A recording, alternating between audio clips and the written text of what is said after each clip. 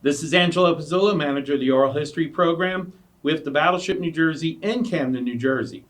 Today is Tuesday, August 6, 2019. We're on board the Battleship New Jersey, and our interview guest is Jose Orta from Coral Springs, Florida. Mr. Orta served on board USS New Jersey from 1984 to 1987 and was a ship's photographer during most of his assignment. Welcome home, Mr. Orta.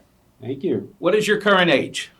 I am 53 years old. All right. And when did you enlist? I enlisted in August 19 of 1984. I actually enlisted a year earlier, my junior year. I had one of my best friends in high school. His brother was in the Navy, so he encouraged me to join with him. The Navy at the time had a what's called the buddy program, so we could go to boot camp together, and we would pretty much go through boot camp and hang out and I'd be there with my best friend. Well, he got into a little trouble during our senior year. He ended up not graduating early, and I ended up getting in some trouble as well, and I didn't graduate on time, so I had to go to summer school, but I was already committed, so we never made it through the buddy program, so we kind of went our separate ways. Yeah. But so when did you actually enlist? How old were you? I was 18. All right. And any other parts of what you just told me as far as inspiration for joining the Navy? Anything else besides what you just described? No, it was just my friend saying, "Hey, let's join the Navy. There's a buddy program." I was like, "All right, I get to be with my best friend through boot camp." That was my inspiration, All right. Now, when all that transpired, did you have to go on any delayed entry, or did you have to do the process all over? No, it was a delayed entry. I actually did have an A school for to be an electrician's mate. So because I did not go in when I was supposed to, I lost my A school, but I was still committed to go in. So all it was just going to Miami MEPS and swearing in and going through the physical and process, and that was pretty much it. All right. Yeah. So where did you go to boot camp? Orlando. All right. And any stories you'd like to share about your boot camp experience? Boy, boot camp was. I thought it was going to be a little bit more challenging physically. It wasn't. It really wasn't that challenging physically or mentally. But I made some really good friends. I remember there were times where if we didn't perform the way our company commanders wanted to, we'd come back and it literally looked like a hurricane went through our barracks. Everything was flipped over end on end. There was just, your skivvies were on the other side of the barracks, and mattresses were everywhere. So that was kind of when that first happened was a big eye opener there. How important it was to pay attention to details as a company. Or they'd come in there at 3 o'clock in the morning, slamming down these metal trash cans to wake you up in the middle of the night just for whatever reason. The CCs wanted to wake you up. What else? I thought I kept pretty. I was pretty good in boot camp. I performed pretty well, so they kept me out of the how do you say it, the crap jobs during the work week. So that was pretty not too difficult for me that work week where everybody else was in the galley at 3 o'clock in the morning, washing dishes and cleaning up after everybody. And I just remember after boot camp we had that weekend where we could go out and just go out and celebrate. I believe it was a couple weeks before boot camp graduation. We were able to go out and just go out and hit the town. And I remember that was pretty memorable. All right. Yeah. And what do you remember from your graduation day? My family being there. My entire family was there at graduation day. one of my favorite uncles from Chicago actually came to graduation. Um, it was just great to see everybody and just go out, have a nice dinner, outside the chow hall. So that's what I remember. It was hot. in Okay. Florida. Yeah. But you being from Florida, you were used to it. Yeah, I was used to it. What about some of your fellow sailors who may have not been from the Florida area? How did they react to the weather conditions? I think they handled it pretty good. Mhm. Yeah, it wasn't too bad. All right. Yeah. All right. So, did you go to any A schools or any other advanced training after boot camp? No, I just went to there was a 30 days of deck school. And where was that? That was in Orlando. Okay. Yeah, it was just 30 days of just basically learning about, you know, the ship life and how to navigate through a ship and all the different things that Mhm. that we would be exposed to. And what was the title of that job? What was your rate grade? I came out as a PH2, not a PH2, as a second. What is it? Seaman. Was it? I can't remember what the grades were, but I was an E2, Mhm. E2 Seaman. Yeah, that's it. All right. Yeah. And you were then, as you mentioned earlier, you were a bosun's mate. Yeah, I got shipped to deck. All with the right. boatswain's mate. That was my job. Now, when you got your orders for the Battleship New Jersey, what was your reaction? Well, when we were in that 30-day school, there was a form that we had to fill out, and basically there was a wish list, and you had three choices of where you would want to be desired to be stationed. So Hawaii was my first choice, then Australia, and then California. So after we graduated, we got our orders, and I had actually got my third choice, which was California, Mhm. which was pretty cool. All right. And when did you find out specifically that you were going on to the Battleship New Jersey? When I got those orders. And that's where it said it? Yeah. All right. So talk about real quick just your travels to get to the ship, even before you saw her for the first time. Well, it was from Florida to California, a good 6-hour flight. Of course, that was over 30 years ago, so I don't remember a lot of the details. But being 18 years old and going across country and just starting my life was a little bit scary, I must say. Just going out into the unknown. And I remember landing in Los Angeles at that airport, and I felt like I was on a different planet, because it really was different. I'd flown, Chicago and Florida, only two places that I really had flown in an airplane. But when I got to LA, that was like, wow, there was a whole new different world out there. Mhm. Just the way people dress, the way they look like, was just something I didn't experience before. It was kind of freaky. All right. So now let's talk about the very first time you're walking up on the Navy base. I take it it's Long Beach. Long Beach, yep, Long Beach, California. What was your reaction as you're seeing the New Jersey and walking toward her for the very first time? I guess I was kind of still more in shock. I come from a very close family, so my report date was December 21st, 4 days before Christmas. Mm-hmm. All right, so it had to be like one of the most depressing times of my life. Being alone, not knowing anybody, going to this place, going to be living on this ship. I have no idea about what it's going to be like. So I really don't remember, like, coming up to the ship and seeing it. I guess I was still kind of homesick, I guess, Mm-hmm. if for lack of better terms. But I remember coming on the ship, and there was like not a lot of people on board, because a lot of people would go home on leave during that time, so there wasn't a lot of people here. So I remember it was in the evening time, and I met I met this guy. I believe his name was Seaman Hicks.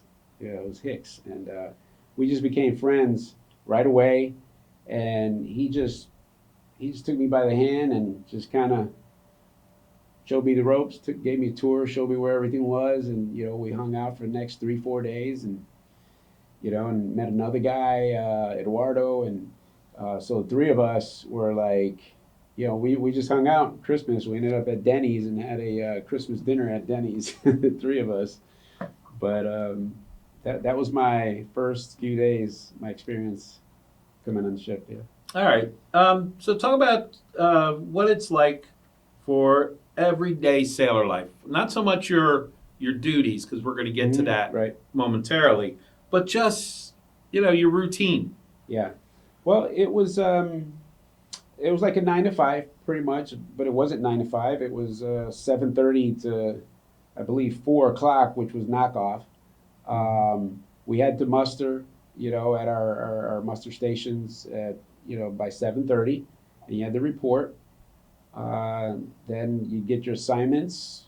When I was working on deck, we get our assignments. You go, you get your assignments, you do your work throughout the day, and you take your breaks, take your lunch, and then when the whistle blows, you can either, we had a couple gyms on board, so sometimes I'd work out on the ship, or I would just hang out. I wouldn't go anywhere, or there was a gym that I joined off base, which took about 2 hour bus ride to get to, but it was well worth it.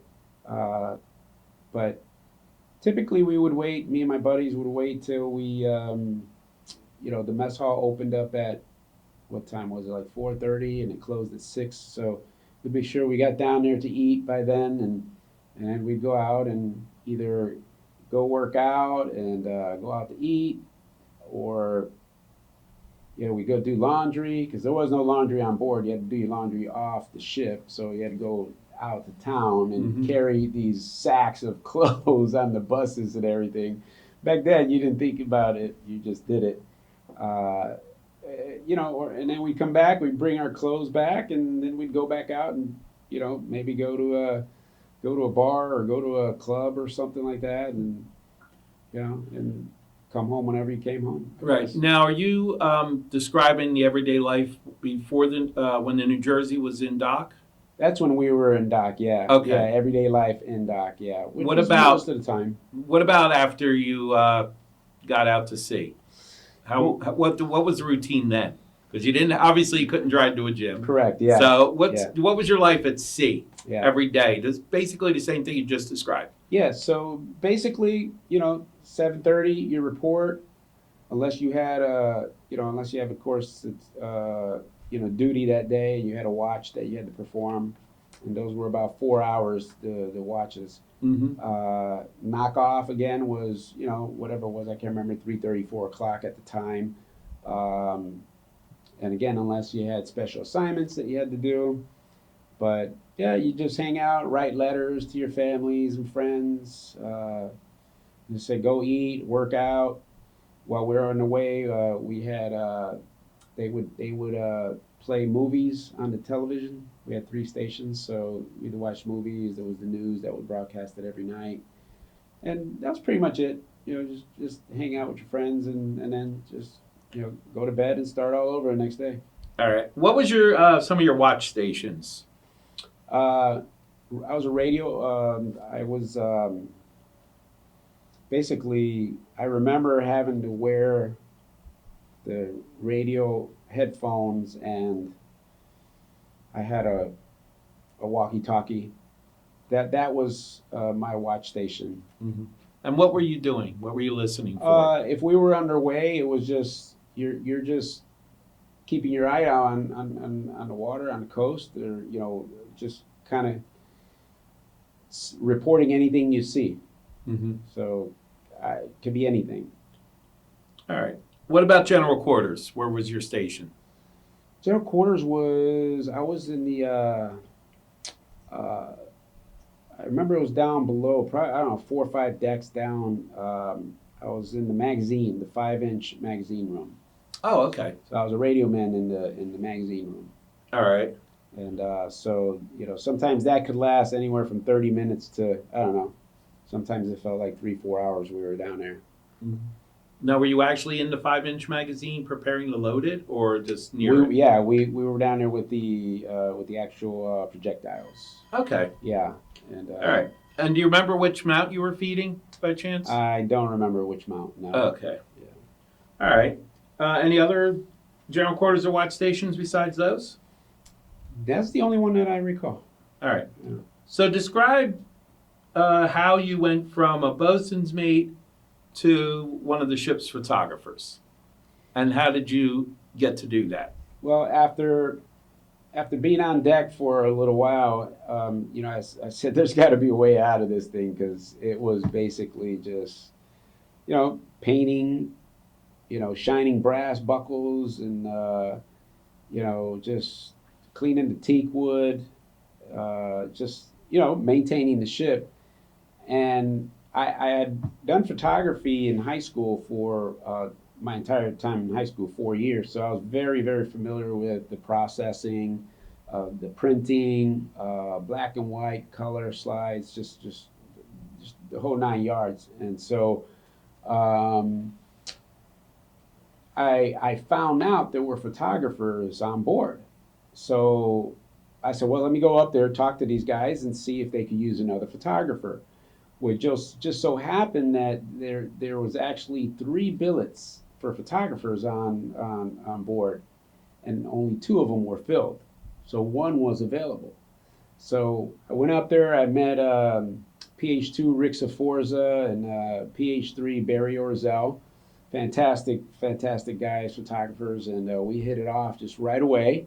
And Rick just handed me a camera and said, just come back in about an hour, show me what you got. So that was it. Gave me the camera, went out, just walked aboard ship, just started taking some shots, came back, processed them, made them some prints, and I proved myself that I knew what I was doing. Mm-hmm. And he was like, yeah, let's put the paperwork in.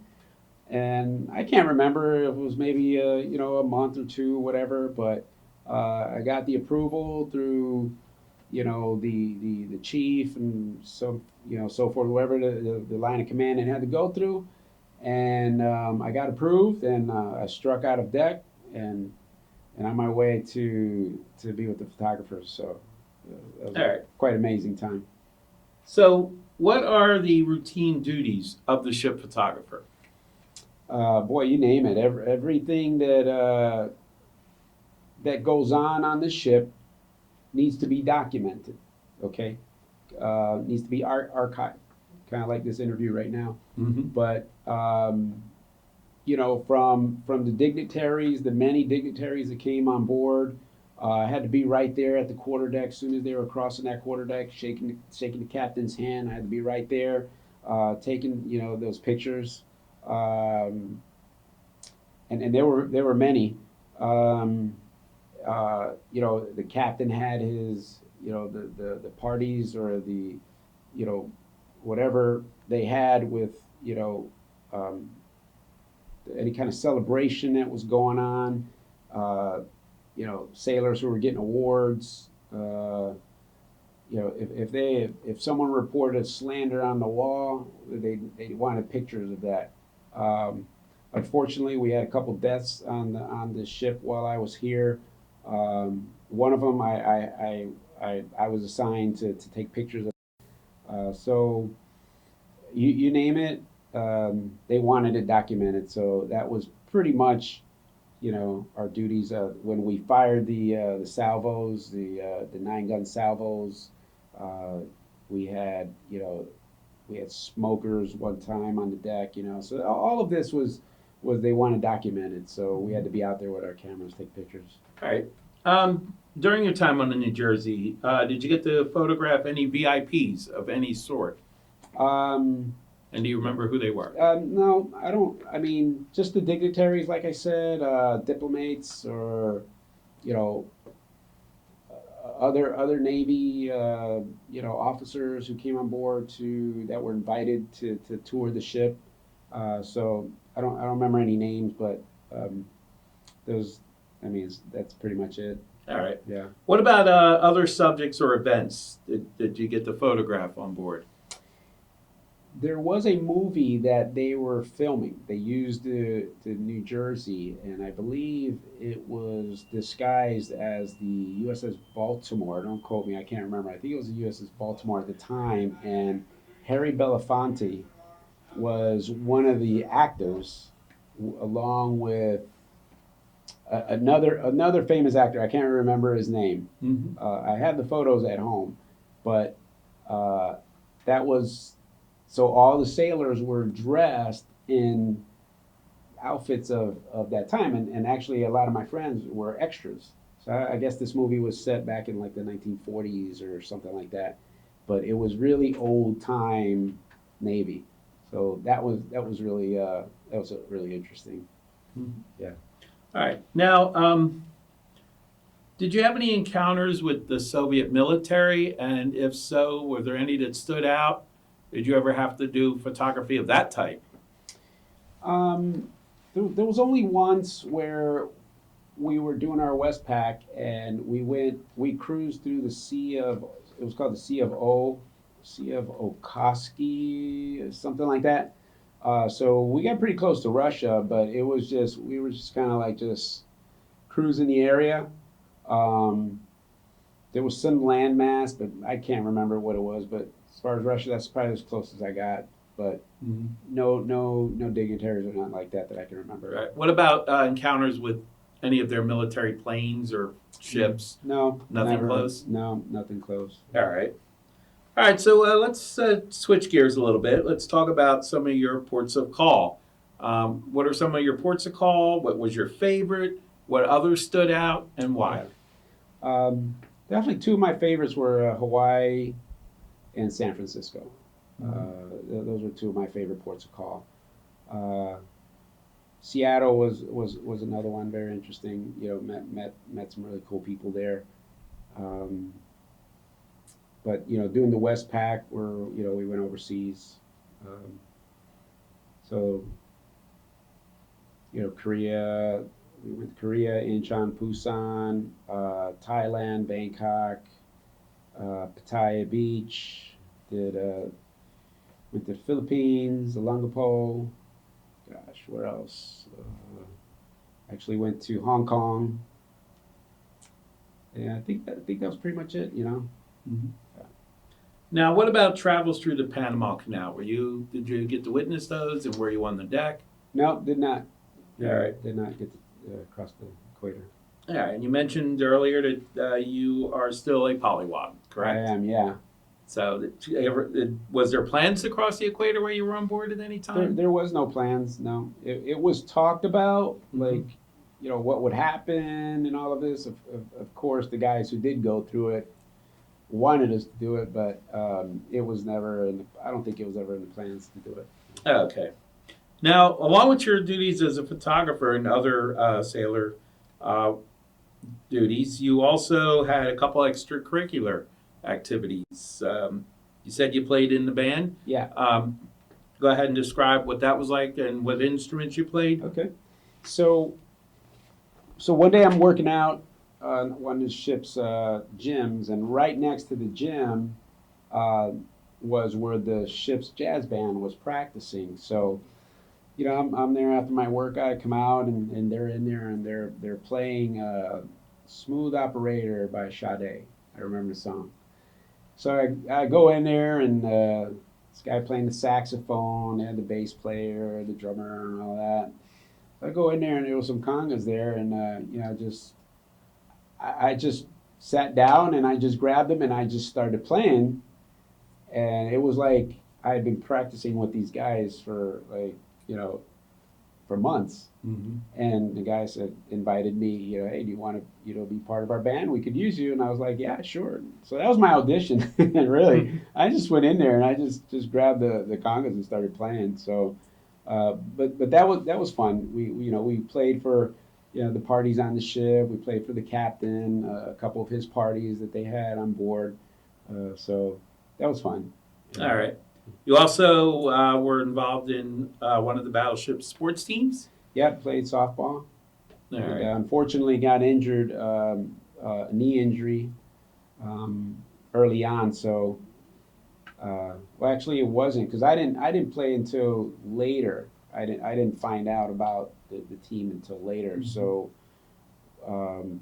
it was probably after I was in probably 2 years, 2.5 years in. I injured my knee, and that ended pretty much my time on the New Jersey, and I was sent to Naval Air Station, San Diego, All right. What position?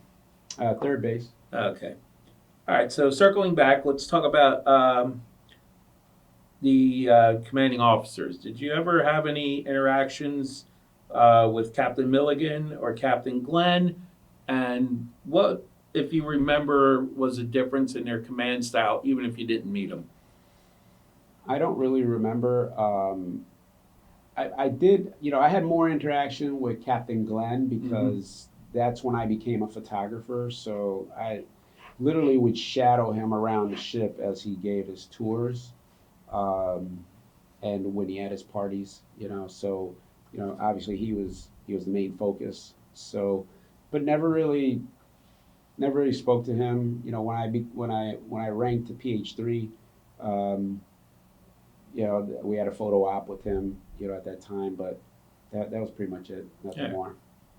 And what was it like to be under Glenn as your CO in general, the ship? I guess I really had nothing to compare to, Mm-hmm. but I felt everything was, everything ran pretty smooth. I don't have anything negative to say. It was just all positive. All right. Yeah. Now, were you part of any? You did mention one Pacific exercise. Were you part of any others? And just describe what you would do in those exercises or cruises. You mean apart from Westpac? Yeah, a little bit about Westpac. What was the mission? And if you were part of any of the cruises Sure. with midshipmen or anything like that. Well, the Westpac was, pretty much showing our presence, throughout the West, or Asia. Um, just hitting the different ports and just showing our presence. What else? We do little deployments for anywhere from a weekend to 2 weeks or 30 days, and then we just come right back to port. So kind of went out here and there. Uh, Obviously, the Westpac was about 6 months, 5-6 months that we were out, but some of these things were out there for 2 weeks, 3 weeks, 4 weeks at a time. All right. Anything specific you remember from any of them? Not really. Just Okay. nothing. Pretty uneventful. I mean, sometimes you got the bad weather out there where the boat got rocking pretty good, but other than that, it was pretty okay. All right. Now, after your time on the New Jersey, did you serve on any other ships or any other stations? I remember when we were. I can't remember where we were, but I was put on a frigate for a couple days because they needed a photographer for some photos that were needed. I can't even remember what they were, but I remember being on this frigate and going from New Jersey to that thing was it was like being on a little dinghy. That thing was like just. I mean, it was rocking like crazy. I was like, how can these guys do this? So I couldn't wait to get back aboard. Yeah. Couple helicopter operations of, just taking photos of the ship from the air. So. All right. What about, talk about when you disembarked from the New Jersey? Where did you go from there in your Navy career? I went to Naval Air Station, San Diego. Were you still a photographer there? Yeah, I got stationed on the lab over there. Actually, it was pretty neat. It was where Top Gun was filmed. Mm-hmm. So where the photo lab was, if you remember, if you ever saw the movie Top Gun, where they were playing volleyball, the actual, by what I was described to me, is the volleyball, they had a volleyball courts that were on base behind the photo lab that were, on sand, and the rumor was that's the where they filmed that scene. So I don't know how true that is, but that's what I was told. All right. But it was good duty. All right. And when did you actually get out of the Navy? August of I left San Diego August '87, and then I did 2 years reserve, and then 1 year of um, what do they call that? Inactive reserve. So total 5 years. So August of '89. All right. Now, let's talk about just in general your post Navy life, your career, family. What did you do? Take us up to this point. Yeah, so getting out of the Navy as a photographer, I did a couple weddings. There really wasn't a whole lot. It wasn't a big interest for me either, getting out. So getting out of Navy, I just kind of did some odd jobs, worked for Safety Clean, U-Haul, wash cars. I just kind of did a few things, and then I was like, this is just not getting me anywhere. So then that's when I decided to enroll Miami-Dade Community College. While I was in the Navy, they had the VEAP program, the Veterans Education Administration Program. So for every $2, or no, I think it was for every dollar that I contributed, the Navy would contribute $2. The only thing was that program maxed out at my contribution at $2,700, about $2,700. So the total I ended up with was probably about around $8,000. I think I maxed it out, which really helped me for those first 2 years of community college. Help pay the bills, help pay for junior college. And then I had an experience where I had an old injury that was actually starting to show its ugly face, and I was in a pretty bad place physically from it, and I ended up going to see a chiropractor for the symptoms that I was having at that time. Actually, I had a diving accident when I was in high school, and but I didn't feel any symptoms from that accident. I felt completely fine. Never told anybody. About 3 years after that, or whenever I was that I got out of the Navy, these symptoms, they started to show up, and I ended up going to my brother's chiropractor, and he took some X-rays of my neck, and he showed me that I had actually fractured my neck. I actually compressed the fourth cervical in my neck. That was basically caused some herniated discs. Was basically pinching the nerves coming out of my neck that was affecting me in a big way. And just looking at the anatomy and how the body works, it just made sense to me. So he started working on me, and after about 3 or 4 months of chiropractic, I was basically like, had no symptoms.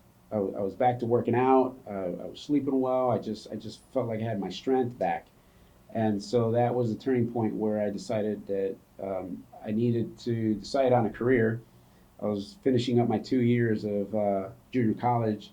Didn't know exactly what I wanted to do, but that was a turning point that I was like, you know what? I think this is what I want to do. And so I asked my chiropractor. He said, go to Life College in Marietta, Georgia, and no second guessing. I said, okay. I went home, I called, enrolled, and within 2 months I was gone. And so I went away to Marietta, Georgia.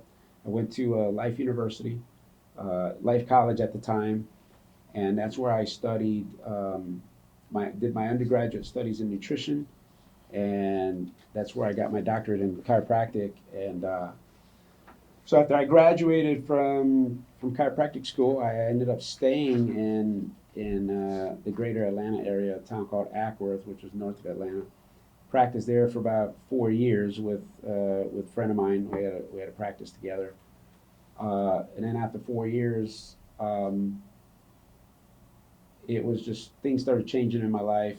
My dad was getting sick, and I had also didn't know but met my future wife at that time, and so I had a couple reasons why I wanted to come back, and so I just pretty much sold my practice, what I had there, and I moved to Florida. Had to work hard to get my license here in Florida. You know, once I got my license, started working, and after a few years, opened up a practice, and with my then girlfriend, fiance, and we got married, and we had a thriving practice, and we ended up having 2 beautiful children, Christopher, Joseph. He's 14 now, incredible human being, incredible kid. He's awesome. And my daughter, Gabriella Elizabeth, she's 12. Just, gorgeous, just, the apple of my eye. And I have wonderful in-laws that live in New York, Patrick and Margaret Hurley, and just a wonderful family. And so we're here visiting them from Florida. We're in New York, and so I invited them to come here to Camden, New Jersey, to see where I spent about 3 years of my life. And they were just as excited as I was, and here I am doing an interview. All right, well, that's actually part of my next question is this the first time back to the New Jersey since you disembarked as a sailor? And what was your reaction when you first saw her coming up to the pier again? It was pretty amazing. I think the reaction was a lot different this time than it was the first time I saw it. Because the first time, I had so much going on in my mind. This time it was like I'm going back to like I actually spent time here. A lot of memories here. So yeah, it was exciting, coming here today to share with my family. My kids were, believe it or not, excited to come and see the ship. My in-laws, they're just excited. My wife, Amy, just excited as well. So but we're driving, and my father-in-law is, where's it at? He's looking, trying to see if he could see it. Finally we get here, and just everybody's just wonderful, from the parking attendant to just everybody that we've met was just so welcoming, and it was just a really incredible, warm, welcome home type feeling to come here. So just kudos to the staff, to you, Angelo, and everybody here. Just made us feel very special, taking time to allow us the time to tour the ship and to go to the photo lab that actually wasn't open. You made that happen for us, and that was really special. So I thank you for that. It's our honor and pleasure. Now, what impact on your life did naval service have for you? When I'm young, I really, you really don't think about it. You know what I mean? I joined not thinking of, what could happen if, God forbid, if the ship ever got, say, blown up, or you know what I mean? Like you don't think about that. I just enlisted, but we all had a job, and it was important, and it was serious, but looking back, today, just being an American, and how the people that I run into that find out that I am a veteran, and that I did serve, how thankful they are, and that makes me feel proud. So that takes me back to, wow, you know, it was special what I did. People really do appreciate, the servicemen. You know what I mean? And I think the impact is more now than it was at any time, because it is a time in our country right now in history where our country has to be strong, our military has to be strong. So my hats goes off to all our servicemen, in the past, now, and present and future. All right. Final question. This is going to be viewed by historians, researchers, academics in the future. So, do you have any last thoughts just about anything in general about our time and your time in service in general? Calling this your legacy statement. Yeah. Well, I think it is important to document these times. I want my kids and my family to know that, that when I served, that I served proudly, and that, we should not take our servicemen lightly, ever. That they need to be shown the respect, just like anybody, but they are sacrificing a lot in their families. I didn't have to go through a lot of that because my career was short, but just that they know that, or the legacy that that I don't know. I guess that I'm just proud of being part of this country, the best country in the world, and that we need to protect it. And it's going to take dedication from from men and women who serve to do that. All right. Anything else? That's pretty much it, Angela. All right. Yeah. All right. So we'll go ahead and start closing out. Okay. Again, thank you for your service and taking time to join us. This concludes our interview. This is Angelo Pizzullo, manager of the Oral History Program on board the Battleship New Jersey in Camden, New Jersey. Today is Tuesday, August 6, 2019. Our interview guest was Dr. Jose Orta from Coral Springs, Florida. I do want to correct the record from the earlier entry. And this recording and any transcripts, abstracts, or indexes made from the recordings will be stored in the Oral History Department of the Battleship New Jersey, the Library of Congress's Veterans History Project, and the New Jersey State Library System. All recordings will be made available to writers, researchers, teachers, and historians. And this is Angelo Pizzullo signing off.